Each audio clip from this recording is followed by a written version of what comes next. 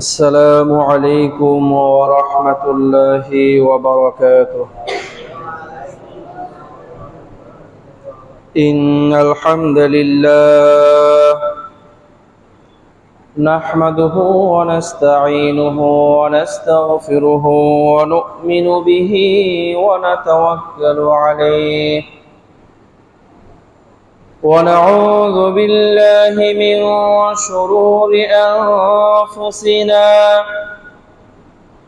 من يهده الله فلا مضل له ومن يضلل فلا هادي له ونشهد أن لا إله إلا الله وحده لا شريك له ونشهد أن سيدنا وحبيبنا وحبيب ربنا وطبيبنا وطبيب قلوبنا محمدا عبده ورسوله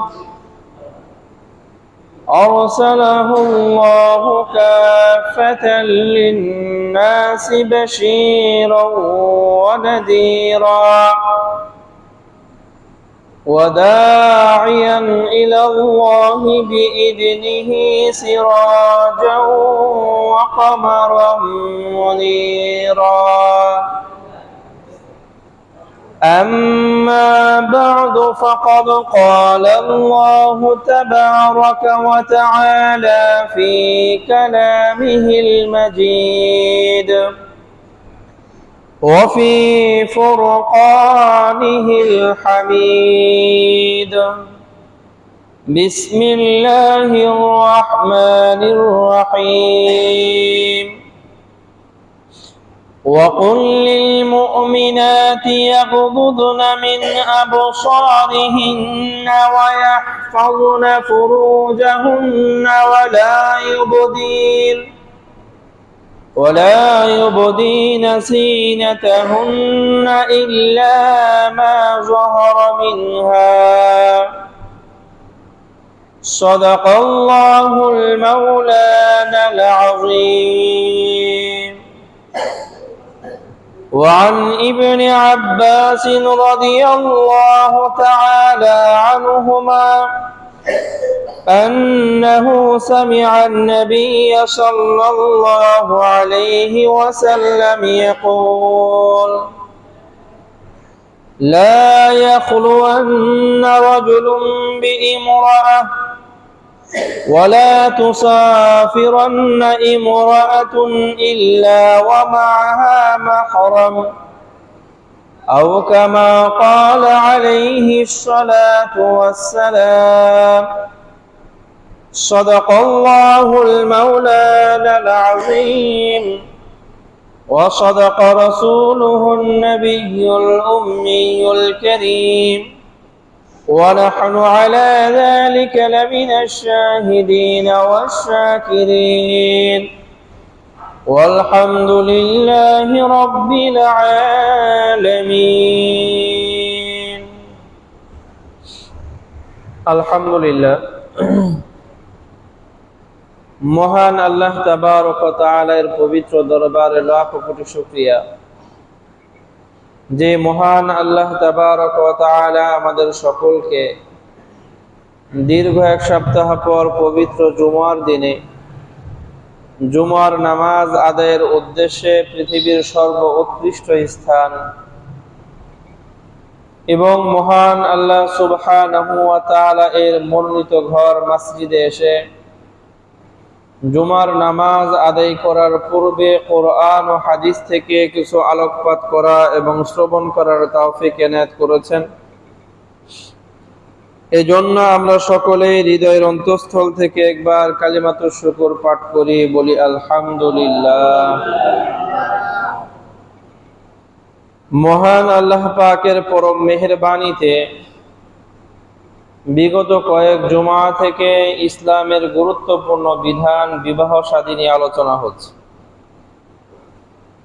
গত জুমাতে পাত্রী দেখা সংক্রান্ত কিছু আলোচনা হয়েছিল। আল্লাহ রাব্বুল আলামিন যদি তৌফিক দান করেন, আজকের এই জুমাতে পাত্রী দেখা সম্পর্কিত আরো কিছু আলোচনা এবং আমাদের এই ভারত উপমহাদেশে বিবাহ শাদীর ক্ষেত্রে মুসলমানদের মাঝে অনইসলামিক যেই কুসংস্কারগুলো প্রবেশ করেছে সেই বিষয়গুলো নিয়েও আলোকপাত করার চেষ্টা করব ইনশাআল্লাহ। পাত্রী দেখার বিষয় নিয়ে আলোচনা হয়েছিল। এই ক্ষেত্রে মূল বিষয় হলো, পাত্রী তো দেখতে পারবে শুধুমাত্র যে পুরুষ বিবাহর নিয়ত করেছে, শুধুমাত্র সেই পুরুষই পাত্রীকে দেখতে পারবে। এছাড়া পাত্র পক্ষের অন্য কোনো পুরুষ পাত্রীকে দেখতে পারবে না। এটা ইসলামের বিধান। আমি যদি মানি তাহলে আল্লাহ রাব্বুল আলামিনের অর্ডার মানলাম, যদি না মানি তাহলে আল্লাহ রাব্বুল আলামিনের অর্ডার অমান্য করলাম, অবাধ্য হইলাম। আল্লাহ রাব্বুল আলামিনের বিধান পরিবর্তন হবে না। আমার আচরণের কারণে হয়তো আল্লাহ রাব্বুল আলামিনের অনুগত হতে পারবো অথবা অবাধ্য হইতে পারবো, কিন্তু আল্লাহ রাব্বুল আলামিনের বিধান এটাই। আমার পছন্দ হলেও বিধান এইটা, পছন্দ না হইলেও বিধান এইটা।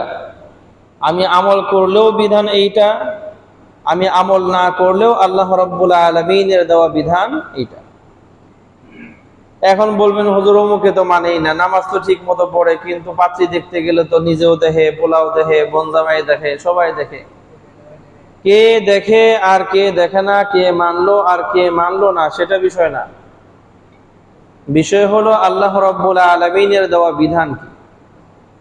যে মানবে সে সফল হবে, আর যে মানবে না, যে ফলো করবে না, সে আল্লাহ রাব্বুল আলামিনের কাছে অপরাধী হিসেবে উপস্থিত হবে, জালেম হিসেবে উপস্থিত হবে, অবাধ্য হিসেবে আল্লাহ রাব্বুল আলামিনের কাছে উপস্থিত হবে, পাপিষ্ঠ হিসেবে আল্লাহ রাব্বুল আলামিনের দরবারে উপস্থিত হবে।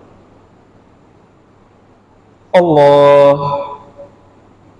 এরপরে যে বিয়ে করবে পাত্র, সে যে পাত্রী দেখবে তার মন ইচ্ছে মতো দেখতে পারবে না।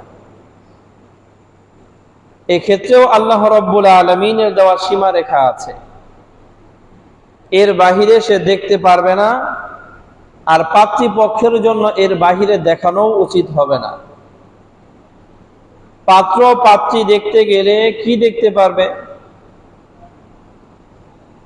আল্লাহ রাব্বুল আলামিন সূরা নূরের 31তম আয়াতের মধ্যে এলান করেছেন,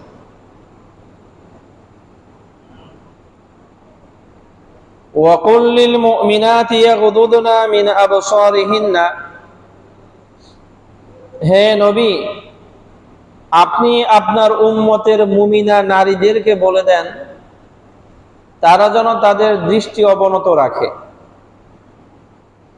বোরকার আড়ালে থেকে থেকে চোখ দিয়া তাকায় যদি পরপুরুষের দিকে শাহওয়াত নিয়ে, মনোবাসনা নিয়ে তাকায়, আমরা যেমন একটা বেগানা নারীর দিকে যদি তাকাই, এটা যেরকম গুনাহের কাজ, কোন নারীও যদি বেগানা পুরুষের দিকে আকৃষ্ট হয়ে তাকায়, সেটাও গুনাহের কাজ। একতরফা না যে আমরা শুধুমাত্র মেয়েদেরকে দেখলে গুনাহ হইব, মেয়েরা আমাদেরকে যত মনে চায় দেখতে পারবে, বিষয়টা এরকম না। কারণ নির্দেশনা এক। আল্লাহ রাব্বুল আলামিন 31তম আয়াতে বলেছেন, হে নবী আপনি মুমিনদেরকে বলেন তারা যেন তাদের দৃষ্টি অবনত রাখে। 32 নম্বর আয়াত আল্লাহ বলতেছেন, আপনি মুমিনা নারীদেরকে বলেন তারাও যেন দৃষ্টি অবনত রাখে। তো আল্লাহ রাব্বুল আলামিনের পক্ষ থেকে নির্দেশনা এক। আমি নারীর দিকে তাকালে গুনাহ হবে, নারী আমার দিকে তাকিয়ে থাকবে ফেল ফেল করে, তার গুনাহ হবে না, এই ধারণা করাও ভুল। আল্লাহ। এরপর আল্লাহ রাব্বুল আলামিন বলতেছেন, ওয়ায়াহফাজনা ফুরুজাহুন্না, এবং তারা যেন তাদের সতীত্ব রক্ষা করে চলে। ওয়ালা ইউবদিনা যিনাতাহুন্না, তারা যেন তাদের সৌন্দর্য প্রকাশ না করে। সৌন্দর্য মানে অনেকেই বলেছেন তারা যে সাজসজ্জা করে, সেই সাজসজ্জা করার অঙ্গ, কিন্তু বাস্তবতা হলো আল্লাহ রাব্বুল আলামিন বলেছেন তাদের জিনাত, নারীদের জিনাত, এর মানে হলো সম্পূর্ণ নারীটাই হলো জিনাত, সৌন্দর্য। আল্লাহ রাব্বুল আলামিন নারী জাতিকেই বানিয়েছেন সৌন্দর্য হিসেবে। তাদের পা থেকে নিয়ে মাথা পর্যন্ত সম্পূর্ণটাই সৌন্দর্য। এটা আল্লাহ রাব্বুল আলামিন এভাবেই তৈরি করেছেন। তাদের স্বর্ণের অলংকার পরলেও সুন্দর, অলংকার না পরলেও বলেন না সুন্দর। কে বানিয়েছেন? আল্লাহ এভাবেই বানিয়েছেন। মা হাওয়া আলাইহা সালাতু ওয়াস সালামকে যখন আল্লাহ রাব্বুল আলামিন সৃষ্টি করলেন, তখন তো গয়নাগাটি পরায় দেন নাই। আদম আলাইহিস সালাতু ওয়াস সালাম তো সেই মা হাওয়াকে দেখে আকৃষ্ট হয়েছেন। কেন হয়েছেন? কারণ আল্লাহ রাব্বুল আলামিন নারী জাতিকেই বানিয়েছেন সুন্দর, এই জন্যই আকৃষ্ট হয়েছে। স্বর্ণ অলংকার গহনাগাটি কিছু পরেন নাই। এই জন্য আল্লাহ রাব্বুল আলামিন বলেছেন নারীরা যেন তাদের সৌন্দর্য প্রকাশ না করে, ইল্লা মা যাহারা মিনহা। কাদের সামনে প্রকাশ না করে? পরিবার পরিজনের সামনে, বাবার সামনে, ভাইয়ের সামনে, ভাতিজার সামনে, ভাগিনার সামনে। কতটুকু প্রকাশ করার পারমিশন? আল্লাহ রাব্বুল আলামিন বলেন ইল্লা মা যাহারা মিনহা, স্বাভাবিকভাবে যতটুকু প্রকাশিত হয়। কি প্রকাশিত হয়? এই হাতের কবজি পর্যন্ত। কতটুকু প্রকাশিত হয়? পায়ের পাতা। কতটুকু প্রকাশিত হয়? শুধুমাত্র চেহারা।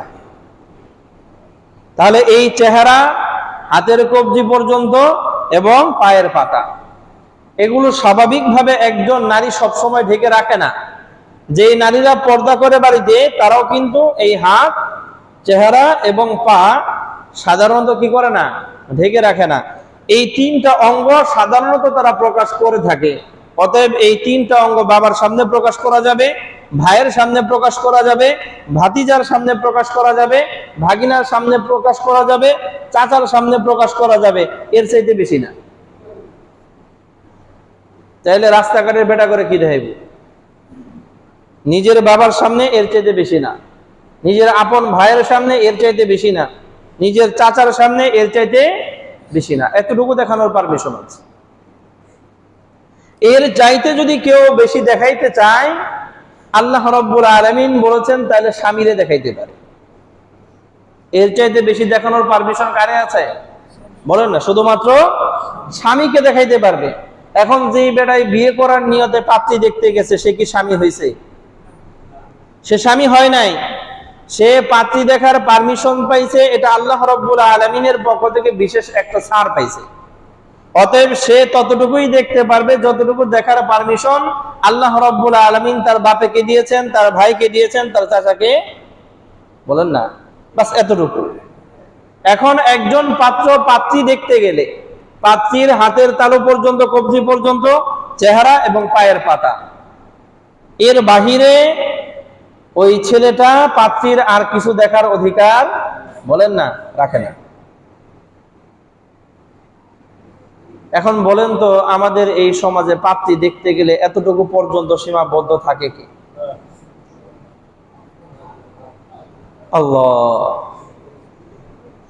এর চাইতে যদি বেশি দেখতে চায়, তাহলে পরিবারের নারীরা দেখতে পারবে। কারা? পরিবারের নারী। যে ছেলে দেখতে গেছে, তার মা, তার বোন, তার ভাতিজি, ফুপি, এরকম যদি মহিলারা যায়, তো মহিলারা দেখতে পারবে। যেই ছেলে বিয়ে করবে, তার এর চাইতে বেশি দেখার কি নাই? বলেন না, পারমিশন নাই। এই মেয়ের চুলও সে দেখতে পারবে না। কি দেখতে পারবে না? বলেন না, চুল দেখারও পারমিশন নাই। তো আমরা যখন পাত্রী দেখতে যাই, যারা 5 ওয়াক্ত নামাজ পড়ি, আমরাও যখন আমাদের ছেলের পাত্রী দেখতে যাই, প্রথম হইল নিজেও দেখি, পুলারেও দেখাই। এখন আমার দেখাটা জায়েজ নাই। 5 ওয়াক্ত নামাজ তো ঠিক মতো পড়ি, আমি তো নিজেরা খুব ভালো মুসলমান হিসেবে দাবিও করি, জান্নাতে যাওয়ার আশাও রাখি, আল্লাহ রাব্বুল আলামিনকে রাজি খুশি করার ইচ্ছেও আছে। কিন্তু আল্লাহ রাব্বুল আলামিন আমার জন্য যে সীমা রেখা দিয়েছেন, সেটা আমি মানতে রাজি না। আমার দেখা যায় না, আমি দেখছি। ছেলে দেখতেছে, কতটুকু দেখতে পারবে, এর বাহিরেও আমি দেখি। ছেলে যে পাত্রী দেখতে গেছে সেই পাত্রীর মাথার চুল খুলে দেখতে বলেন না পারবে না, পারমিশন নাই। এখন তো বর্তমান জামানায় দেখি পাত্রী দেখতে যায় না গরুর হাটের গরু দেখতে যায়, বোঝা মুশকিল।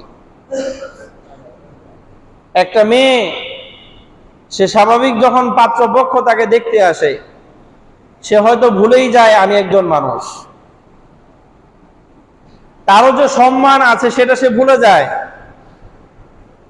বর পক্ষ যখন দেখতে যায় তাদের গরুর মতো দেখতে শুরু করে। চুল খুলো দেখো, একবার ছাড়া তিনবার চুল খোলায়, আবার কাঁধের এই পাশ দিয়ে দেখে, আবার এই সেলোয়ার উঁচা করে দেখে, নানান কাহিনী। মনে হয় যে হাটে গরু কিনতে আসছে। এই মেয়েও তো একটা মানুষ, তারও তো ইজ্জত আছে। এখন ওইটা যদি আমার মেয়ে হইতো তখন আমার একটু বাঁচত, তখন একটু বাঁচত, কেমন করে দেখে। কিন্তু মেয়ে তো দেখতে গেছে আরেকজনের, এখন আর এরকম আমার বাঁচে না, আল্লাহ মাফ করো। আল্লাহ। এরপরে হাঁটো দেখি, হাঁটতে যায় পিছন দিক থেকে দেখে, আবার সামনের দিকে আসো সামনের দিক থেকে দেখে। এইভাবে দেখাও পাত্রের জন্য জায়েজ নেই। এটা ওই পাত্র পক্ষের যারা মহিলারা আছে, মেয়েরা আছে, তারা দেখবে। এরপরে খেয়াল করবেন অবস্থাটা এমন হয়, পাত্রপক্ষের যেই সমল মহিলারা পাত্রী দেখতে গেছে, যেই মহিলা দুনিয়ার কালা, হ্যাঁ কি গায়ের রং তো কালা, এটা কেমনে নিব? কথা বুঝেন নাই? যেই মহিলার নিজের গায়ের রং কালা, সেও পাত্রী দেখতে গেলে এটা তো কালা, এটা নেওয়া যাবো না, তুই কালা, তোরা কেমনে নিছে? এরপরে এটা নাক তো চ্যাপটা, এটা কইছে যার নাকি নাই। কথা বুঝেন না? এই মহিলা দোষ ধরতেছে নাকের মধ্যে গিয়া, অথচ নিজের নাক যে চ্যাপটা। কথা বুঝেন না আমার? তাহলে এই যে পাত্রী একটা দেখতে গেছে, বয়স আর কত হয়েছে, 16-17 হয়েছে, এই বয়সে একটা মেয়ে তার সামনে এই সমস্ত কমেন্ট করে বসে। ওই মেয়েটা মনে হয় যে যখন পাত্রপক্ষ দেখতে আসছে, মনের ভিতরে হয়তো একটা আনন্দ থাকে, পাত্রপক্ষ দেখতে আসবে, বিয়ে শাদী হবে, এই ধরনের আনন্দ থাকে। কিন্তু যখন এই মজমাটা হয়, মজমা হয়ে যাওয়ার পরে এই মেয়ে মনে করে বেঁচে গেছি, আর কিছুক্ষণ এইখানে থাকলে হয়তো দম বন্ধ হয়ে মরে যেত। আল্লাহ মাফ করো। অথচ দেখেন ইসলামের সৌন্দর্য, পাত্রী দেখতে গেছেন, সে একজন মানুষ। আপনি পাত্র, আপনারা তো কোনো সময় এইভাবে বলে না একটু হাইটা দেখাও, সামনের দিকে যাও, পিছন দিকে আসো, আপনারা তো বলে নাই। তাহলে আপনি মানুষ, আপনার সম্মান আছে, মান আছে, আপনার একটু হাঁটতে বললে আপনার এই ইগুর মধ্যে লাগে পড়ে। আপনার এক লাইন লিখতে বললে আপনার ইগুতে লাগে, হ্যাঁ আমার দিয়ে লেখাইলো, আমি কি ইন্টারভিউ দিতে আসছি? তাহলে ওই মেয়ে কি ইন্টারভিউ দিতে আসছে? আল্লাহ মাফ করো। এই বিষয়টা অনুধাবন করা, আমরা যারা পাত্রী পক্ষকে দেখতে গেছি, পাত্রী দেখতে গেছি, আমাদের যেরকম ইজ্জত আছে, ওই মেয়েটারও কি আছে? বলেন না, ইজ্জত আছে। এই জন্য আল্লাহ রাব্বুল আলামিন যতটুকু সীমা রেখা দিয়েছেন এর ভিতরেই থাকবো। পাত্র একজন পাত্রীর হাত দেখতে পারবে কবজি পর্যন্ত, চেহারা দেখতে পারবে, আর পায়ের পাতা দেখতে পারবে। এর বাহিরে পাত্র পাত্রীর আর কোনো অঙ্গ প্রত্যঙ্গ দেখার অনুমতি নাই। এখন এই বিধান আমার পছন্দ হোক আর না হোক, বিধান এটাই। আমি যদি মানি তাহলে আল্লাহ রাব্বুল আলামিনের নির্দেশনা মানলাম, যদি না মানি তাহলে অবাধ্য হইলাম। এর বাহিরে আর কোনো কথা নেই। আল্লাহ রাব্বুল আলামিন আমাদের সকলকে মানার তৌফিক দান করেন। বুখারী শরীফের মধ্যে 3006 নম্বর হাদিস, মুসলিম শরীফেও আছে 1341তম হাদিস। হযরত আব্দুল্লাহ ইবনে আব্বাস রাদিয়াল্লাহু আনহুমা বর্ণনা করেন, সামিআন নবী সাল্লাল্লাহু আলাইহি ওয়াসাল্লাম ইয়াকুল, তিনি রাসূল সাল্লাল্লাহু আলাইহি ওয়াসাল্লামকে বলতে শুনেছেন, লা ইয়াখলুওয়ান্না রাজুলুম বিইমরাতিন ওয়া লা তুসাফিরান্না ইমরাতুন ইল্লা ওয়া মা'আহা মাহরাম। কোন পুরুষ আরেকজন নারীর সাথে একাকী কোনো ঘরের মধ্যে যেন অবস্থান না করে। আমরা অনেক সময় বলি যে মেয়ের সাথে একটু ছেলেটা আলাদা কথা বলতে চায়, পাত্রে দেখতে গেলে বলা হয় না, আলাদা কথা বলতে চায়, আলাদা একটা রুমে দেওয়া, ওই রুমে যেন দুনিয়ার আর কেউ শুনতেও না পায়, দেখতেও না পায়। এরকম পরিস্থিতিতে এই ছেলে আর মেয়ে যাদের এখনো কি হয় নাই, বলেন না, বিয়ে হয় নাই, এই অবস্থাতে দিয়ে দেওয়া জায়েজ নাই। অবশ্যই এই পাত্রীপক্ষের যে কোনো একজন বয়স্ক নারী বা পুরুষ সেখানে অবস্থান করবে। একবারে পিচ্ছি যে দুনিয়ার কিছুই বুঝে না, হেডারে না। আমরা অনেক সময় একবারে ছোট্ট একটা বাচ্চা দিয়ে তুইও তো দুনিয়ার কিছুই বুঝবে না, শয়তানে এসে যদি এখানে ধোকা দিয়া কোন একটা কিছু ঘটায় দেয়, ও বাচ্চা তো বুঝবেও না কি হয়েছে, এরকম একটা বাচ্চা বসায় দেয়। তো রাসূল সাল্লাল্লাহু আলাইহি ওয়াসাল্লাম বলেন, কোন একজন বেগানা পুরুষ আর নারী যেন একাকিত্বে মাহরাম ছাড়া অবস্থান না করে, অবশ্যই মাহরাম থাকতে হবে। অথবা এই ছেলে আর মেয়েকে এমন জায়গার মধ্যে বসে কথা বলার সুযোগ দেওয়া হবে যেখান থেকে কথা শোনা যাবে না কিন্তু দেখা যাবে। এতটুকু দূরে কথা শোনা যায় না, তারা কি কথা বলতেছে দূর থেকে কি করা যায় না, শোনা যায় না, কিন্তু দেখা যায় কি করতেছে। এছাড়া একদম একাকিত্বে কোন এক ঘরের ভিতরে তাদেরকে পৃথকভাবে দেখা করার জায়গা করে দেওয়া যেখানে কোনো মাহরাম থাকবে না, এটা জায়েজ নাই। কি নাই বলেন না, কি নাই, জায়েজ নাই। আল্লাহ রাব্বুল আলামিন মাফ করুন।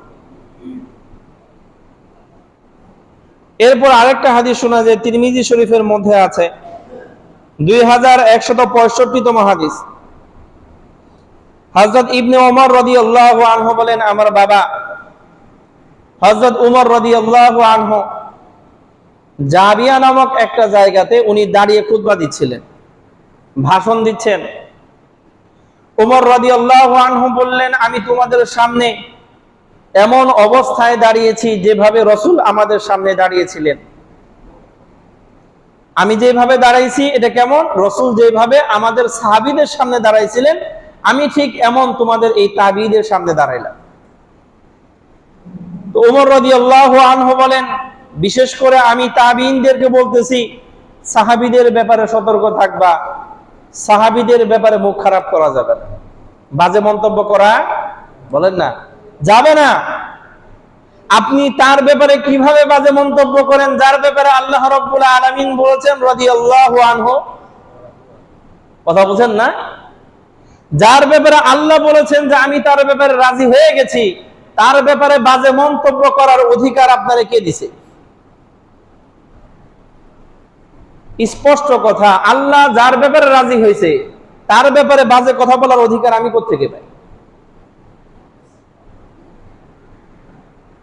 যাদের ব্যাপারে আল্লাহ রাব্বুল আলামিন বলেছেন ওয়া কুল্লান ওয়াদাল্লাহুল হুসনা, হে নবী আপনার প্রত্যেকটা সাহাবীর জন্য আমি আল্লাহ রাব্বুল আলামিন জান্নাতের ওয়াদা করে দিলাম।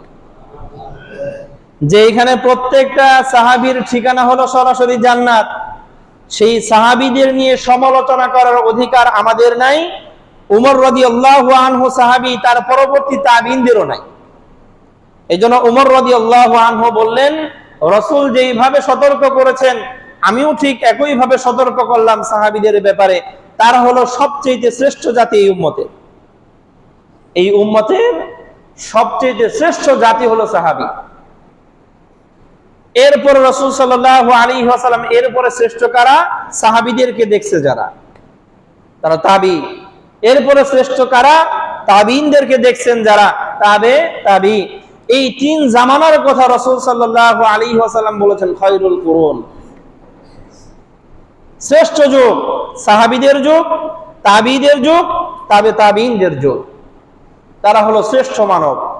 তাদের ব্যাপারে কোনো কথা বলতে চাইলে হিসাব করে কথা বলতে হবে, সাহাবীদের ব্যাপারে কোনো কথা বলা চলবেই না। তাবে তাবিঈনদের ব্যাপারেও যদি আমি সমালোচনা করতে চাই তাহলে অবশ্যই হিসাব নিকাশ করে বুঝে শুনে তারপরে কথা বলতে হবে। বর্তমান জামানায় এমন অনেক মানুষ আছে, ইসলামী স্কলার হয়ে গেছে, ইউটিউবে তাদের লেকচার পাওয়া যায়, ইমাম আবু হানিফার গালি দেয়। বুঝেন নাই? ইমাম আবু হানিফা হলেন একজন তাবিঈ, যিনি ওনার এই পবিত্র চোখ দিয়ে সাহাবীদেরকে দেখেছেন। সাহাবী কারা? যারা তাদের চোখ দিয়ে রাসূলকে দেখছে। তাবি বলা হয় ওই সকল মানুষদেরকে যাদের চোখ ওই চোখগুলোকে দেখেছেন, যেই চোখ সরাসরি রাসূলকে দেখেছেন। কথা বুঝেন নাই? তো তাদেরকে গালি দেয়। আল্লাহ মাফ করুন। তো ওমর রাদিয়াল্লাহু আনহু বললেন, উসিকুম বিআসহাবি সুম্মা আল্লাযীনা ইয়ালুনহুম সুম্মা আল্লাযীনা ইয়ালুনহুম, আমি তোমাদেরকে বিশেষভাবে ওসিয়ত করতেছি, নসিহত করতেছি সাহাবীদের ব্যাপারে, পরবর্তী তাবিঈদের ব্যাপারে, এর পরবর্তী তাবিঈনদের ব্যাপারে।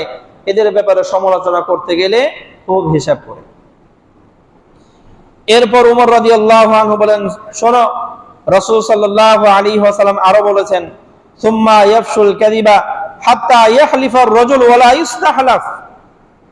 রাসূল বলেছেন তাবিঈনের পরে ধারাবাহিকভাবে এমন যুগ আসবে যেই যুগগুলোতে মিথ্যার সয়লাব ঘটবে। কিসের সয়লাব? মিথ্যা। কেমন মিথ্যা?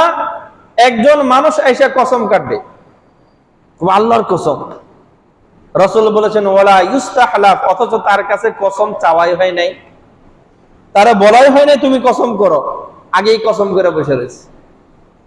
আমাদের সমাজে দেখবেন এমন অসংখ্য অগণিত মানুষ আছে যারা মিথ্যা কথার উপর উঠতে বসতে কসম করতেছে। উঠতে বসতে কি করে? কসম করে। 2 টাকার মাল বিক্রি করে 1 টাকা লাভ করবে, সেই 1 টাকা লাভ করতে গিয়ে 2টা মিথ্যা কসম কেটে বসে রয়েছে। কথা বুঝেন নাই?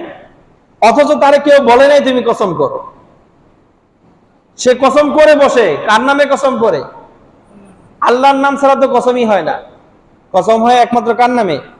আল্লাহর নামে। ওই যে বাপের নামে, মায়ের নামে, অমুক নামে, তমুক নামে কসম করা নিষেধ। কসম করা যাবে একমাত্র কার নামে? আল্লাহ রাব্বুল আলামিনের নাম। এখন আল্লাহর নামে কসম করে, তার কাছে কসম চাওয়াও হয় নাই, আর সে মিথ্যা কসম করে। রাসূল সাল্লাল্লাহু আলাইহি ওয়াসাল্লাম বলেছেন এমন লোক আসবে। শুধু তাই না, ওয়াশহাদা শাহিদ ওয়ালা ইস্তাশহাদু, রাসূল বলেছেন একজন গিয়ে এক মামলার সাক্ষী দিবে, অথচ তার সাক্ষী হিসেবে ডাকাও হয় না। যদি এই কথার উত্তর খুঁজতে চান তাহলে বিভিন্ন কোর্টে যান, গেলে দেখবেন আপনার মামলা কি জিজ্ঞেস করবে, জিজ্ঞেস করার পরে বলবো সাক্ষী দরকার আছে নাকি কও। কথা বুঝেন নাই? কারণ সে একটা ব্যবসায় খুলে বসে, তার কাছে খালি সাক্ষী আছে। কি আছে? আপনার যদি সাক্ষী লাগে কিছু টাকা দিবেন আর সাক্ষী পাওয়া যাবেন। আপনার ঘটনা যেইখানে ঘটছে ওইখানে এই বেটা কোনোদিন যায়ও নাই। আমাদের বর্তমান সময়ে এটার তর্জমা যদি না বুঝি তাহলে বুঝবো আর কবে? তার কাছ থেকে সাক্ষ্য চাওয়াও হয় নাই, সে সাক্ষী হওয়ার উপযুক্তও না, যেই জায়গায় ঘটনা ঘটছে সে জায়গায় সে উপস্থিত ছিল না, এরপরও সে সাক্ষী দেওয়ার জন্য প্রস্তুত হয়ে যাবে। এরকম মিথ্যাবাদ লোকের সাইলাব ঘটবে, এটা রাসূলের ভবিষ্যৎবাণী। ঘটে গেছে, আমাদের বর্তমান জামানায় অহরহ পাওয়া যায়। টাকা দিয়েই সাক্ষী পাওয়া যায়, যা বলবেন তাই সাক্ষী দেবে, যেভাবে বলবেন সেভাবেই দেবে, শুধু কিছু টাকার বিনিময়ে। আল্লাহ, এই হাদিসটা মূলত শোনাচ্ছি এই অংশ শোনানোর জন্য। রাসূল বলেছেন আলা, সাবধান, লা ইয়াখলুওয়ান্না রাজুলুন বিইমরাতিন ইল্লা কানা মাআহা সালিসুহা আশ-শাইতান। রাসূল বলেছেন লা ইয়াখলুওয়ান্না রাজুলুন বিইমরাহ, কোন পুরুষ যেন বেগানা নারীর সাথে একাকিত্বে অবস্থান না করে, হোক ঘরের ভিতরে, হোক জঙ্গলের ভিতরে, হোক পার্কের ভিতরে। রাসূল বলেছেন লা ইয়াখলুওয়ান্না রাজুলুন বিইমরাতিন, একজন পুরুষ যেন বেগানা নারীর সাথে একাকিত্বে সময় যাপন না করে। কারণ তারা দুইজন যদি কোথাও একাকিত্বে অবস্থান করে, রাসূল বলেছেন তারা দুইজন থাকে না, তারা তিনজন হয়। দুইজন থাকে না, কয়জন হয়? তৃতীয় জন কারা? একটা যে সেরা, আরেকটা সিধা, আরেকটা কে? রাসূল বলেছেন ওয়াসালিসুহা আশ-শাইতান। সেখানে তৃতীয় জন আরেকজন অবস্থান করে, সে হলো শয়তান। সে আইসা দুনিয়ার অপকর্ম ঘটায় দেয়া যায়। একজন, ভালো করে খেয়াল করবেন, এই যে অনেক সময় যে মিম্বারে বসে অনেক কথা বলি, কেমনে বলি? তাহলে আমাদের সমাজের মধ্যে যুবক বলেন, বৃদ্ধ বলেন, সবাই বলেন, তো বিভিন্ন সময় নিজের অজান্তে যদি কোনো গুনাহ একটা ঘটে যায়, বলেন তো এই বিষয়ে পরামর্শ করে কার লগে? বুঝেন নাই? কার লগে পরামর্শ করে? যে হুজুর আমার তো এরকম ঘটনা ঘটে গেছে, কি করবো? যার কারণে এমন অনেক গুনাহের কথা আমরা জানি, যে গুনাহের কথা হয়তো আপনার কাছেও কেউ কয় না। একজন বলছে, হুজুর আমার অনেক দিনের সম্পর্ক, দেখা করতে গেছি, খালি নিয়ত কি? কথা বলে কি করতে গেছি? শুধু নিয়ত হলো দেখা করতে গেছে। দেখা করতে গেছে এমন জায়গায়, যে জায়গায় আশেপাশে আর কেউ, হুজুর তো অঘটন ঘটে গেছে। কথা বলছেন না? গেছিল কোন নিয়তে শুধু, কিন্তু ঘটে গেছে কি? অঘটন। এটা তার তর্জমা করা লাগবে না। কেন ঘটছে? কারণ আমার রাসূল বলেছেন ওয়াসালিসুহা আশ-শাইতান, ওইখানে দুইজন থাকে না, মাঝখানে আরেকজন আসে, তার নাম কি? নিয়ত করে গেছিল শুধু দেখা করবে, অঘটন ঘটেছে কেডায়? শয়তানে। এই জন্য ভালো করে খেয়াল রাখবেন। এই যে বলি, অনেকেই মনে করে হুজুর গোমনা চিন্তা চেতনা নোংরা। না না, আমরা বাস্তবতা উপলব্ধি করি। এই যে পাত্র আর পাত্রীর এক ঘরের ভিতরে ঢুকাই দিয়েছেন, আপনার মেয়ে আর যে দেখতে আসছে দিয়ে দিচ্ছেন এক ঘরের ভিতরে, আপনার খুব বিশ্বাস কিছু হবে না, কিন্তু শয়তানের এত বিশ্বাস নাই, শয়তানের যে কোনো কিছু ঘটাইতে পারে। আল্লাহ মাফ করো, আল্লাহ মাফ করো। তো রাসূল সাল্লাল্লাহু আলাইহি ওয়াসাল্লাম বলেছেন, আলা লা ইয়াখলুওয়ান্না রাজুলুম বিইমরাতিন ইল্লা কানা সালিসুহুমা আশ-শাইতান। এই হাদিসের শেষ অংশে রাসূল সাল্লাল্লাহু আলাইহি ওয়াসাল্লাম আমাদেরকে আরেকটা কথা শোনায় দিয়েছেন। কেন শোনাইছেন? কারণ রাসূল জানেন এই হাদিস শোনানোর পরে আমাদের আরেকটা ডোজ দেওয়ার দরকার আছে। এই যে হাদিসটা শুনলাম, একাকিত্বে দুইজন গেলে এরকম সমস্যা হইতে পারে, মাঝখানে কি আসে? শয়তান আসে। পাত্রীর এই অংশগুলো দেখা যায়, এর বাহিরে দেখা যায় না, শুধুমাত্র যে পাত্রী দেখতে গেছে সেই দেখবে, আর কেউ দেখতে পারবে না। এই সমস্ত কথা শোনার পরে মনে হবে এগুলা খাতা কলমে বইয়ে পুস্তকে থাকবে, আমরা মানুষ না। আমাদের সমাজে কি এগুলা চলবো নাকি? কথা বুঝেন নাই? এই ধরনের মনোভাব আমাদের দিলের মধ্যে আসতে পারে। আর আমরা 14 গোষ্ঠী গিয়া পাত্রী দেখা আসলেও আমাদের ভিতরের মধ্যে কোনো অস্থিরতা কাজ নাও করতে পারে, লজ্জাবোধ নাও হইতে পারে। এই জন্য রাসূল সাল্লাল্লাহু আলাইহি ওয়াসাল্লাম এই হাদিসের শেষ অংশে রাসূল বলেছেন, শোনো, মান সাররাতহু হাসানাতুহু ওয়া সাআতুহু সাইয়্যাতুহু ফাহুয়া মুমিন। রাসূল বলেছেন, শোনো, যার ভালো কাজগুলো, নেকের কাজগুলো তার আনন্দ দেয়, আর যার খারাপ কাজগুলো তাকে অতিষ্ঠ করে তোলে, মনে রাখবা তার দিলের মধ্যে ঈমান আছে, সে মুমিন। আর যার খারাপ কাজ তাকে বিচলিত করে না, হারাম কাজ একটা কইরা আসছে, নিজেও করছে, অন্যদেরকেও করাইছে, নিজেও পাত্রী দেখছে, আবার বাপেরও দেখাইছে, বোন জামাইরেও দেখাইছে, আবার ওই চাচতো ভাইরে নিয়েও দেখাইছে, বন্ধু বান্ধবরে নিয়ে দেখাইছে, নিজেও হারাম কাজ করছে, আরো 5-10 জনকে করাইছে, কিন্তু নিজের দিলের ভিতরে বিন্দু পরিমাণ লজ্জা নাই। তো রাসূল বলেছেন, যার গুনাহ করার পরে দিলের মধ্যে অনুশোচনা আসে, অস্থিরতা কাজ করে, ফাহুয়া মুমিন, সে মুমিন। আর যার করে না, গুনাহ করার পরে যে বেপরোয়া, মনেই করে না আমার কিছু হয়েছে, মনেই করে না আমি আল্লাহর অবাধ্য হয়েছি, মনেই করে না, তাহলে বুঝেন না ইমানের অবস্থা। এই জন্য এই বিধিবিধানগুলো আমি মানবো কি মানবো না, এটা নির্ভর করে আল্লাহ রাব্বুল আলামিনকে মানবো কি মানবো নার উপর।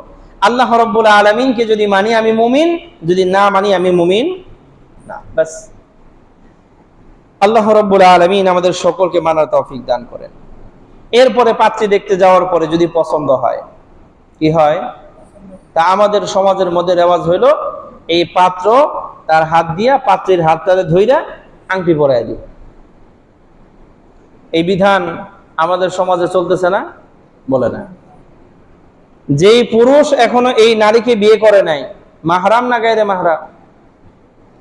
কথা বুঝেন নাই? এ তো মাহরাম না, গায়রে মাহরাম। দেখা দেওয়াই জায়েজ ছিল না, শুধু আল্লাহ রাব্বুল আলামিন বিয়ে করবে এই জন্য সুযোগ করে দিয়েছেন। এখন গিয়ে হাত ধরছে, স্পর্শ করছে, এটা আরো বড় হারাম। চোখ দিয়ে দেখা যতটা হারাম, হাত দ্বারা স্পর্শ করা তার চাইতে বড় বড় হারাম। এখন তো সে তোমার বউ হয় নাই, বাস তার হাত ধরে ফেলছে, ধইরা তারা আংটি পরাই দিছে। আংটি পরানোরও বিধান ইসলামে নাই। পাত্রী পছন্দ হয়েছে, আংটি পরাইতে হবে, এই বিধান ইসলামে নাই।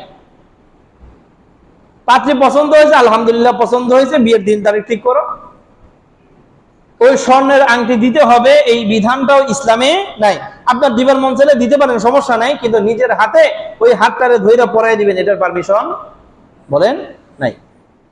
আপনার পছন্দ হয়েছে, তারে হাদিয়া দিবেন, স্বর্ণের আংটি দিয়ে আসেন, সে পরে নেবে। এই ক্ষেত্রে গুরুত্বপূর্ণ একটা হাদিস শুনে আপনাদেরকে। হযরত মাকিল ইবনে ইয়াসার রাদিয়াল্লাহু আনহু থেকে বর্ণিত, আস-সিলসিলাতুস সহিহা কিতাবের মধ্যে 226তম হাদিস। রাসূল সাল্লাল্লাহু আলাইহি ওয়াসাল্লাম বলেছেন, লা আইয়াতানা ফি রাসি রাজুলিন বিমিখিয়াতিন মিন হাদিদ।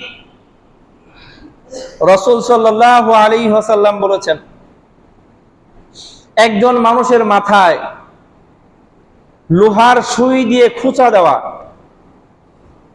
লোহার সুই দিয়া যদি মাথার মধ্যে খুঁচায়, এই মাথার মধ্যে খুঁচায় পুরা মাথা ক্ষত বিক্ষত করে ফেলাটাও ভালো। মিন আইয়ামাসসা ইমরাআতান লা তাহিল্লু লাহু, ওই নারীর গায়ে স্পর্শ করার চাইতে যেই নারীকে স্পর্শ করা তার জন্য হালাল না। তাহলে যেই নারীকে স্পর্শ করা আমার জন্য হালাল না, ওই নারীর গায়ে স্পর্শ করার চাইতে ভালো ছিল যে তোমার পুরো মাথাকে লোহার সুই দিয়ে খুঁচায় খুঁচায় ক্ষত বিক্ষত করে ফেলাও।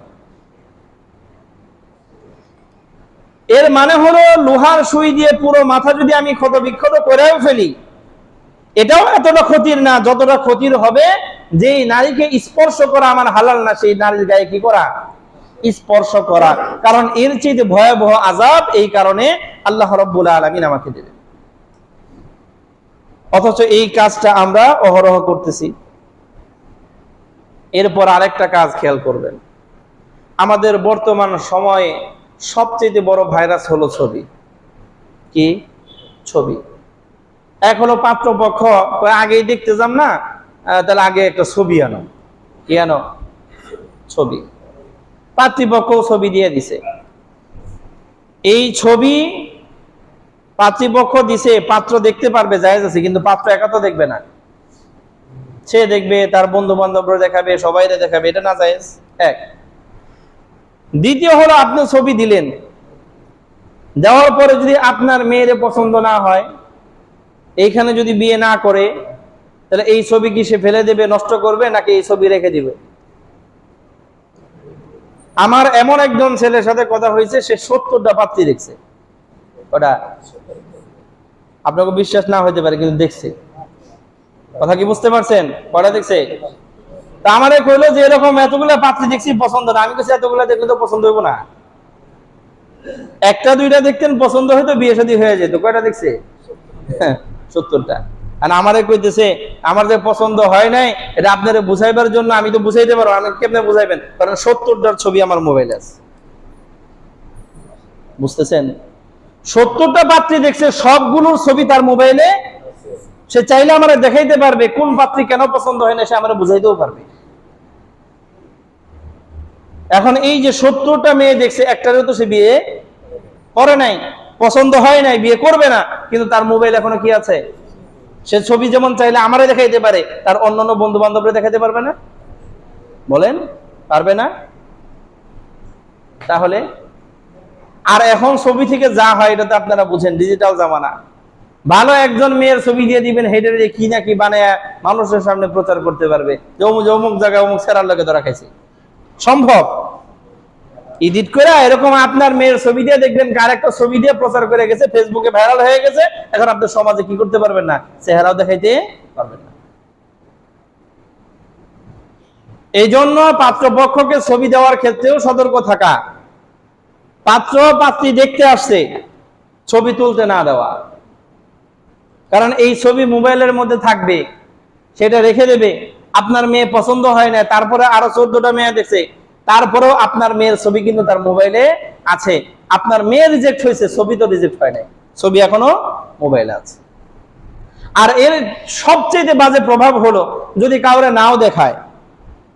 ভালো করে খেয়াল করবেন, যদি এটা এডিট করে বাজে কোনো ছবি নাও বানায়, অন্তত এই ছবির মধ্যে আপনার মেয়ের চেহারা আছে, আর এই চেহারার মধ্যে যদি তার কুনজর লাগে, বদনজর, কুনজর, কথা কি বুঝতে পেরেছেন?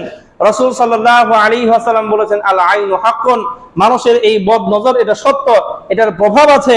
রাসূল বলেছেন, যদি আল্লাহ রাব্বুল আলামিন যে তাকদীর আমাদেরকে লিখছেন, সবার তাকদীর লেখা আছে না, ভবিষ্যৎ লেখা আছে না, কে লিখছেন? রাসূল বলেছেন, যদি এই তাকদীরকে পরাস্ত করার মতো কিছু দুনিয়াতে থাকতো, সেটার নাম হচ্ছে বদনজর। যদি থাকতো, নাই, কিন্তু বদনজরের প্রভাব কত গাঢ় এটা বোঝানোর জন্য রাসূল বলেছেন, যদি তাকদীরকেও পরাস্ত করার মতো কিছু থাকতো, সেটার নাম কি? বদনজর। আল্লাহ তোমার জন্য ভালো লিখে রাখছে, কিন্তু বদনজর তোমার ভালোটারেও কি করে দিবে? নষ্ট করে দিবে। দেখবেন গাছে সুন্দর ফল আসে, রাস্তা দিয়ে কেরাজানে যাওয়ার সময়, ওরে বাপরে এত ফল, পরের বছর আর গাছে ফল নাই। আপনার মেয়ে চেহারাটা দেখতে অনেক সুন্দর, রাস্তাঘাটে বের হয়, বদনজর লাগাই দিছে, এখন দেখবেন যে এই মুখের মধ্যে টিউমার ওঠা ধরছে। কথা বুঝেন নাই? টিউমার বললাম কে লেগে, কারণ মেজটা তো বড় বড় হয়, মনে হয় টিউমার হচ্ছে। কেন হয়েছে? মেয়ে তো সুন্দর ছিল, দেখতে তো ভালো ছিল, এমন হয়েছে কেন? বদনজর লাগছে, চেহারা নষ্ট হয়ে গেছে। এগুলো যদি বিশ্বাস না হয়, না করতে পারেন, কিন্তু আমার কিছু করার নাই, কোরআন হাদিসের কথা। এই জন্য পাত্র দেখতে আসলে পাত্রীপক্ষ খুব সতর্ক থাকা। পাত্র দেখবে, তার পছন্দ হলে হবে, না হলে না হবে, ছবি তুলতে না দেওয়া। আর আমরা ওইখানে ছবি তুলতে দিব কি আর না দিব এটা পরের কথা। আমগো মেয়েরা তো নিজেরা ছবি দিলে ফেসবুকে ছেড়ে দেয়, কথা বলে না, তাই না? পাত্ররে তুলতে দিব না তো অনেক দূরের কথা, এত নিজেই ছেড়ে দিছে। পাত্র যে না, তার কাছেও ছবি পৌঁছায় দিছে, আমারে দেখো। আল্লাহ মাফ করো। বদনজর শুধুমাত্র চেহারা নষ্ট হওয়ার মাধ্যমে প্রকাশিত হয় না, এই বদনজরের প্রভাব চরিত্র নষ্ট হওয়ার মধ্যেও প্রভাবিত হয়। বদনজর লাগছে, দেখবেন চরিত্র নষ্ট হয়ে গেছে। মেয়ে তো ভদ্র ছিল, এমনি হলো কেন? বদনজর লাগছে। কথা বুঝেন নাই? বাবার সাথে মেয়ে সুন্দর করে কথা বলতো, আচার ব্যবহার চেঞ্জ হয়েছে কেন? বদনজর লাগছে। মেয়ের চরিত্র নষ্ট হয়েছে কেন? বদনজর লাগছে। মেধা ভালো ছিল, মেধা দুর্বল হয়ে গেছে, নষ্ট হয়ে গেছে কেন? বদনজর লাগছে।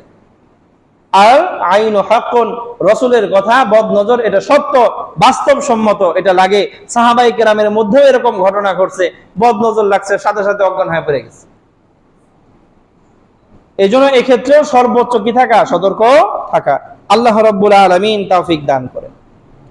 সর্বশেষ, পাত্রী যদি অপছন্দ হয়, পাত্রী দেখছে পছন্দ হয় নাই, হতে পারেন এরকম? বলেন না, পাত্রী দেখছে পছন্দ হয় নাই, স্বাভাবিক, এটা হতে পারে। কিন্তু অপছন্দ হওয়ার ক্ষেত্রে যাদের অপছন্দ হয়েছে, নাক দেখে বুচা মনে হয়েছে, চোখ দেখে টেরা মনে হয়েছে, গাল দেখে অন্য কিছু মনে হয়েছে, চেহারা দেখে ভূতের মতো লাগছে, যা মনে চায় তাই হয়েছে, পছন্দ হয় নাই। এই ক্ষেত্রে যাদের পছন্দ হয় নাই, এই পাত্র পক্ষের জন্য করণীয় কি? আল্লাহ রাব্বুল আলামিন পবিত্র কোরআনের মধ্যে শুধু এই পাত্রপক্ষের জন্য না, স্বাভাবিক অবস্থায় সকলের জন্য আল্লাহ রাব্বুল আলামিন বিধান দিয়েছেন। সূরা হুজুরাত আয়াত নাম্বার 11, আল্লাহ রাব্বুল আলামিন বলেছেন, ইয়া আইয়ুহাল্লাযীনা আমানু লা ইয়াসখার কওমুম মিন কওমিন আসা আইয়াকুনু খায়রাম মিনহুম।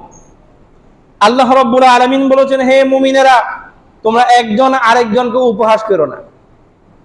একজন আরেকজনকে কি করো না? উপহাস করো না। হতে পারে সে তোমার চাইতে অনেক ভালো।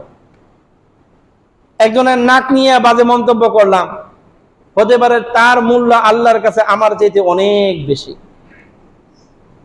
অনেক বেশি। তাহলে তার এই নাক নিয়ে বাজে মন্তব্য করার অধিকার আমার কোত্থেকে আসবে?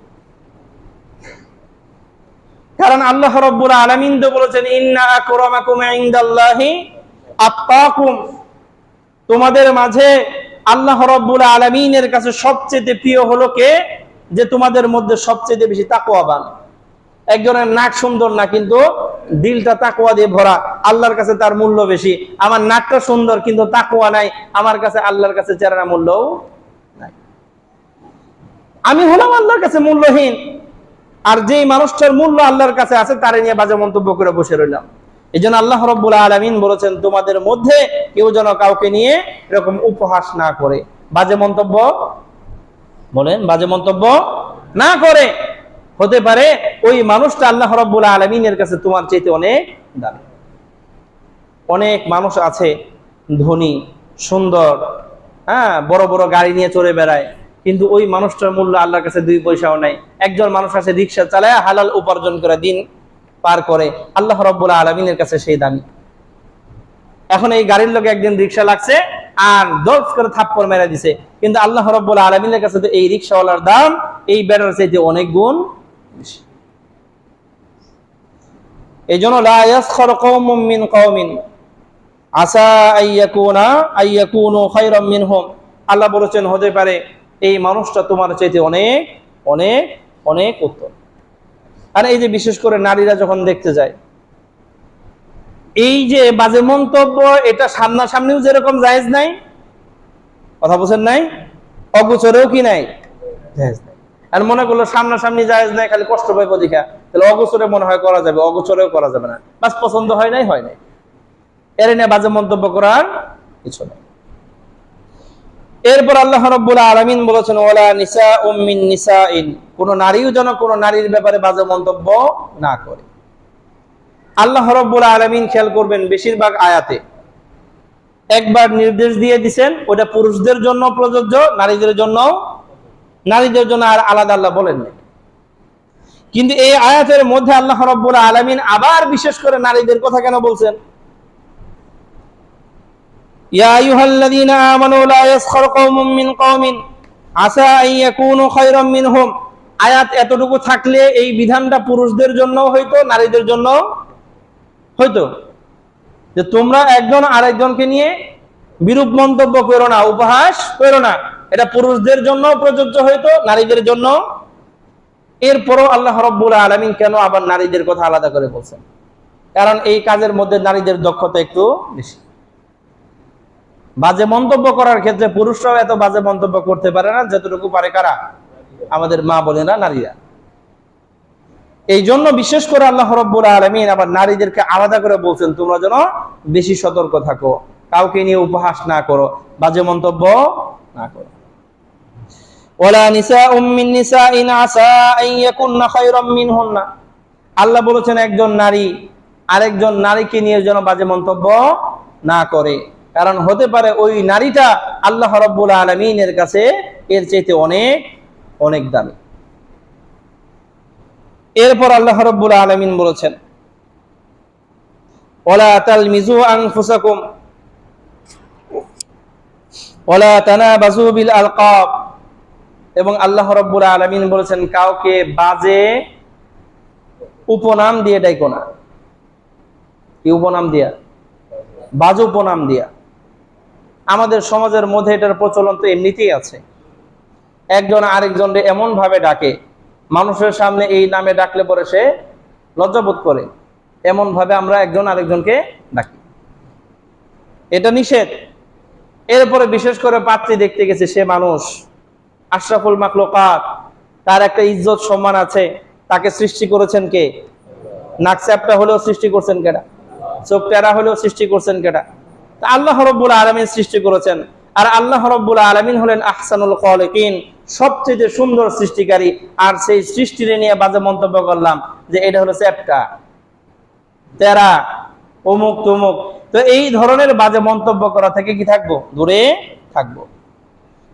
এখন বিষয়টা হলো যখন অন্যের মেয়েরে নিয়ে হয় তখন আমাদের বেশি খারাপ লাগে না, কিন্তু যদি নিজের মেয়েরে নিয়ে হয়, বাস্তবতা উপলব্ধি করার চেষ্টা করেন। মনে করেন আমার পরিবার, আমার পরিজনের মধ্যে যত মানুষ আছে সবাই সুস্থ সবল, এখন একটা অনেক মোটা তাজা একটা আইছে, অনেক মোটা, তা আমরা তার নিয়ে বাজে মন্তব্য শুরু করি, মোটু বুট্টু অমুক তমুক। কিন্তু যদি আমার ছেলে এরকম হয়, কথা বলছেন না, তখন আমি আবার খুব সাধু হয়ে যাই। কেউ বাজে মন্তব্য করে তখন বলি মানুষ নিয়ে কি করতে হয় না, উপহাস করতে হয় না। কিন্তু আমার পরিবার যদি না থাকে তাহলে সব জায়েজ। ঠিক একই ভাবে একটা মেয়ে দেখতে গেছি, সেটার নাক চ্যাপটা, এখন এটা নিয়ে কথা বলতে আমার খুব মজা লাগে, কিন্তু কয়েকদিন পরে আমার ঘরে মেয়ে হয়েছে হেটার নাক চ্যাপটা, তখন আবার আমি ওয়াজ শিখে ফেলি যে মানুষের নিয়ে কি করতে হয় না, বাজে মন্তব্য করতে হয় না। এটা নাক চ্যাপটা হলো কার দান? আল্লাহর দান। তখন ওয়াজ শিখি। এই জন্য আল্লাহ রাব্বুল আলামিন মাফ করে, আল্লাহ রাব্বুল আলামিন আমাদেরকে বুঝার তৌফিক দান করেন। যেই মেয়েটারে দেখতে গেছি সেও তো একজনের মেয়ে, আমি বাজে মন্তব্য করলে তার কেমন লাগবে, আমার ঘরে যদি এই মেয়ে থাকতো বাজে মন্তব্য করলে আমার যেমন লাগতো। এই জন্য আল্লাহ রাব্বুল আলামিন আমাদের সকলকে বোঝার তৌফিক দান করেন। আজকের আলোচনা এই পর্যন্ত। আল্লাহ রাব্বুল আলামিন যদি তৌফিক দান করেন, আগামী জুমা থেকে আমরা যে বিবাহ শাদী সংক্রান্ত যে সমস্ত কুপ্রথা আমদানি করছি, আমাদের ইসলাম ধর্মের মধ্যে বিবাহ হলো সবচেয়ে পবিত্র এবং সবচেয়ে সহজ বন্ধন। বিয়েটা পবিত্র, বিয়ে করার জন্য আমাদের ইসলাম সবচেয়ে সহজ ফর্মুলা দিয়েছেন, যেখানে খরচাপাতিও কম, ঝামেলাও কম। আর আমরা আমদানি করতে করতে এমন আমদানি করছি, খরচাপাতিও বেশি, বলেন ঝামেলাও বেশি। এই জন্য রাসূল সাল্লাল্লাহু আলাইহি ওয়াসাল্লাম বলেছেন, তোমরা দ্বীনকে বেশি মজবুত করতে যাও না, শক্তিশালী করতে যাও না, তাহলে দ্বীন শক্তিশালী হয়ে যাবে, তুমি পরাস্ত হয়ে যাবে। যে বিধানগুলো আল্লাহ রাব্বুল আলামিন দেয় নাই, ওগুলো নিজেদের চাপিয়ে নেওয়ার দরকার কি? চাপিয়ে নেওয়ার কারণেই ভালো করে খেয়াল করবেন, আমার ছেলে আছে কি নাই, মেয়ে নাই। ছেলে আছে কি নাই, এখন আমার তো ছেলে, আমার তো মেয়ে নাই, যৌতুক তো দেওয়া লাগবে না, এখন যৌতুক আন। কারণ যৌতুক দেওয়ার তো কি নাই, বলেন ভয়, আনছে। আনার পরে এই ছেলের ঘরে যখন নাতি নিয়েছে, কথা বুঝেন নাই, তাহলে ওই যে প্রথাটা তো আমি চালু করছিলাম, এই ছেলের বউটারে তো যৌতুক সহ আমি আনছিলাম, এখন এই ছেলের ঘরে যে নাতনি হয়েছে তারে বিদায় দেওয়ার সময় এই যে আবার দেওয়া লাগবে কেন? ওই যে আমার কাজের ফসল। আমি যদি ওইটারে না বাড়াইতাম তাহলে এই যে এখানে এটা বাড়তো না। কথা কি বুঝাইতে পারলাম? তাহলে এই যে শুরু করাটা শেষ করাটা, এটা কাদের কারণে হয়েছে? আমাদের কারণে। এখন আমরা পত্র পত্রিকাতে দেখি, অনেক সময় ফেসবুকে লেখালেখি করতে দেখি, বিশেষ করে চট্টগ্রামে একটা মেয়ে বিয়ে দিতে এত প্যারা, মেয়ের ঘর সাজানোর জন্য যা লাগে সব বাপের দিতে হবে, এটা ফরজ। এটা কি কথা বুঝেন না? এটা ফরজ, দিতেই হবে। আর এই দিতে গিয়ে তার বাড়ি ঘর জমি জমা সব বিক্রিও যদি করা লাগে তাও করতে হবে। এখন কেন করতে হবে? এখন তার তো মুশকিল লাগতেছে। এখন মেয়ে বিয়ে দেওয়ার সময় এই যে এত কিছু দিতে হইতেছে, বোঝা মনে হইতেছে, কিন্তু যখন সে বিয়ে করছিল, বউ আনছিল, তখন কিন্তু বোঝা মনে হয়, তখন সেও তো এইভাবে আনছিল। এই জন্য মনে রাখবো, এই দ্বীনে ইসলাম আমাদের এই বিবাহ শাদীকে সহজ করে দিয়েছেন। কঠিন বানাই কারা? আমরা। আল্লাহ মাফ করো। ছোট্ট আর একটা কথা বলে আজকে আলোচনা শেষ দিই। এই মাত্র 2-3 দিন আগে শুনলাম, একটা পরিবারের লোক না খাইতে না পায়া তারা আত্মহত্যা করে মারা গেছে। খাইতে না পায়া আত্মহত্যা করে কি গেছে? মারা গেছে। এই মানুষগুলো মারা যাওয়ার 40 দিন পরে তার আত্মীয় স্বজনেরা সবাই মিলে তার 40টা খাওয়াইছে। কি খাওয়াইছে? আচ্ছা, 40টা খাওয়াইলো, খাওয়ানোর সময় প্রায় লাখ টাকা তো খরচ করছে, নাকি বলেন? লাখ টাকা খরচ করে নাই? তাহলে এই মানুষগুলো যে না খাওয়া ছিল, লাখ টাকা তো লাগতো না, 2-3 হাজার টাকা দিলে তো তারা খেয়ে বেঁচে থাকতে পারতো। কথা বুঝেন না? আমরা হলাম সেই মানুষ। আত্মীয় স্বজন যারা অভাব অনটনে আছে, তাকে 2-4 টাকা দিয়ে হেল্প করতে পারবো না, কিন্তু মরার পরে তখন আমি 40 খরচ করার জন্য তখন টাকা বের হয়। এখন যদি আমি তাদেরকে খাওয়াইতাম, এটা আমার আমল নামায় সওয়াব হইতো। আর 40 দিন পরে যে বিদআত করছে, এটার কারণে আমল নামায় গুনাহ হয়। সওয়াবের জন্য 2 টাকা বের করতে পারি না, গুনার জন্য 2 লাখ টাকা বের করতে রাজি। আল্লাহ মাফ করো। এটা আমাদের স্বভাব। এই জন্য বিবাহ শাদী সংক্রান্ত যত কুসংস্কার আছে আলোচনা করবো ইনশাআল্লাহ, আল্লাহ রাব্বুল আলামিন যদি তৌফিক দান করেন। আল্লাহ রাব্বুল আলামিন আমাদের সকলকে সেই কুসংস্কারগুলো বর্জন করে চলার তৌফিক দান করেন।